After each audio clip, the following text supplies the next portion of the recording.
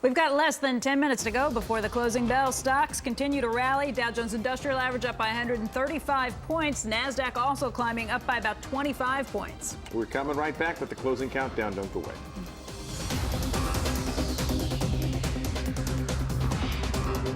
This CNBC program by Ameritrade.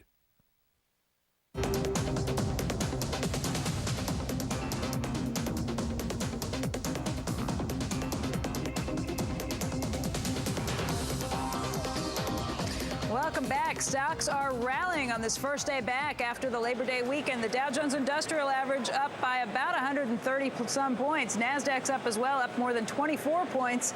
We've got just about 5 minutes to go before the closing bell, and that means it's time for our closing countdown. Joining us today is Sam Stovall. He's the Chief Investment Strategist for Standard & Poor's. Bob Pisani standing by at the New York Stock Exchange. And Sam, we've been watching the stock market over the last week has been incredibly resilient in the face of what we saw with Hurricane Katrina. Today, though, stock 9 of the 10 sectors in the S&P were in positive territory last week, and 2 out of every 3 industries had posted gains on the week. So it implies really that while this is a national media event, it certainly might be tagged as more of a localized economic event. A lot of talk in the markets over the last week that this could be the catalyst that keeps the Fed from continuing to boost interest rates. Do you buy into that? Not fully. Our expectation is that the Fed will raise rates by 25 basis points when they meet at the end of this month, and that will probably end up seeing the Fed funds rate close the year at 4%. Certainly, they could skip one of those meetings, but in general, the feeling is the Fed would like to have an insurance policy in their pocket of a Fed funds rate at 4% should the economy need additional stimulus. Bob Pisani, what's leading the way down at the New York Stock Exchange today? Well, it's the beaten-up groups, and I think Sam has good reason to feel a little bit encouraged here. So the retailers that had a terrible August and did not have a very good time last week are doing great today. When was the last time you saw Walmart up $1, for heaven's sakes? That's been a long, long time since I've seen that. And we also saw airline stocks moving a bit. Obviously, lower oil is helping a little bit here today. Walmart's comments also helped a little bit. I saw insurance stocks moving up a little bit even today. And then surprisingly, building material stocks, which were all the talk last week, some semi-obscure stocks that we had talked about moving rather dramatically. It's almost like a bunch of people got back today and started reading about this thing. But Sam, I got to tell you, second day in a row we've seen bonds weak here today. Is this story really got legs that the Fed may not do anything for the month of September? It seems like they're starting to have some doubts creep in about that theory. Well, I think there are doubts, mainly because the market is moving so well, because we do expect a lot of liquidity pouring into the area, a lot of building going on. And also, let's remember back to the 1970s, you don't want to have lower rates that are going to encourage people to buy more fuel. Sam, one of the things we've been focusing this last half hour, taking a look at the month of September. Historically, it's a very weak month, the weakest month for stocks. What do you expect this September? Well, I think we're certainly being set up for a repeat of that. There certainly could be weakness. It's the only month of the year that has had a frequency of a decline of more than 60%.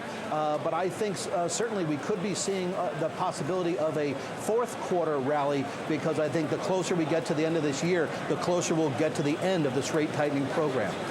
Bob, what's the general mood on the floor of the stock exchange coming back after this long holiday? The general mood is about fundraising. I can't tell you how many companies. Deutsche Bank is donating their commissions for a day this week. Bass Trading called me and said they were donating commissions for this week. All sorts of small security firms around the United States have been messaging me saying we're donating our commissions for 1 day, 2 days, 5 days to the Red Cross. I know, I'm not trying to sound glib, Becky. I mean, it really is about that right now, trying to figure out how to help people. Overall, I have to tell you, they are surprised about the strength of the rally here. If you want to be a little bit cautious, friends, 1.3 billion, come on, it could have been a little better than that. I'm surprised that there aren't more volume here, given that I know, well, the presence on Wall Street is a little stronger than last week. So I think the weak bonds and the weak volume is what's giving some people a little bit pause about the nature of this rally here today.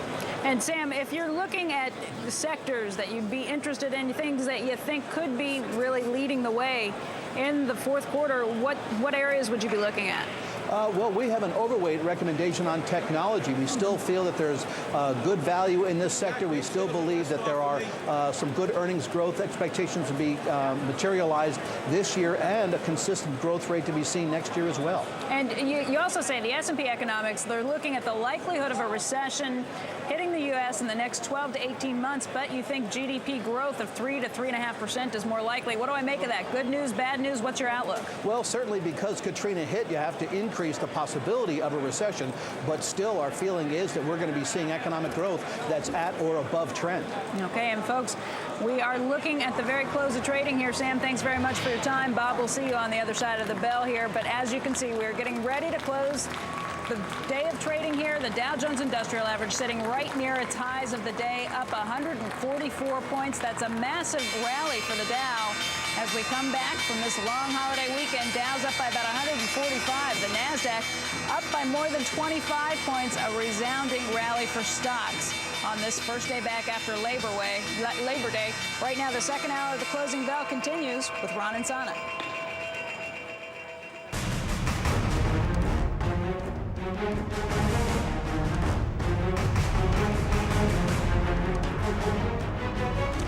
Good day, everyone. This is the Closing Bell. I'm Ron and Sana. Maria Bartiromo is out today. Our complete coverage of Katrina, crisis, and recovery continues this hour. Coming up, the port situation. We will have live reports from the south and New Orleans, straight up the Mississippi River to find out how the ships and barges are flowing. Plus, a look at the infrastructure, details on the state of the oil rigs, the pipelines, and the power lines in the region, and an inside look at the communication situation from Bell South's command center in Atlanta. We will be there live. But first, the markets as America headed back to work after the long holiday weekend. The Dow today surged as oil prices broke $66 a barrel on the downside. The blue chips gaining more than 1%, up 142.75 points to 10,590, while the NASDAQ also rallied smartly, picking up 26 points, and the S&P 500 moved farther above 1,200 today, picking up 15 points to 1233.44. And Bob Pisani starts our market coverage now live from the New York Stock Exchange. And Robert, a resounding rally here today. The question, of course, is whether or not it is sustainable.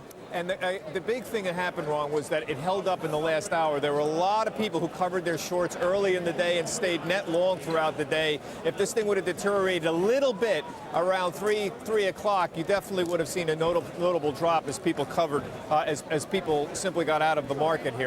So that's certainly a big relief overall. Let's take a look at the markets today here. It was a broad rally, folks, 2-to-1, advancing the declining stocks, but on very modest volume, and that was pointed out to me throughout the middle of the day here. We just touched 1.4 billion shares. That's even below normal here. Traders early on had a very simple mantra about today. There was just not a lot of stock for sale. Tight-fisted sellers mean prices have to move up to attract people who are buying here. Lower oil helped today. Walmart's comments that they would meet September same-store sale estimates helped today. It helped the retailers, the discounters, and the airlines. Oil service went up as in the middle of the day, the CEO of Halliburton said he was going to raise prices in his business. Also moving today, insurance and building material stocks. Look at the retailers. When was the last time you saw Walmart up $1? It happened today. Home Depot also helped out the Dow, as did Lowe's. There you go. Ron, back to you. All right, thank you, Bob. Yeah. Now we want to move on to the commodity and treasury markets today. Rick Santelli is live at the Chicago Mercantile Exchange. And Rick, we know which way oil went, but interestingly enough,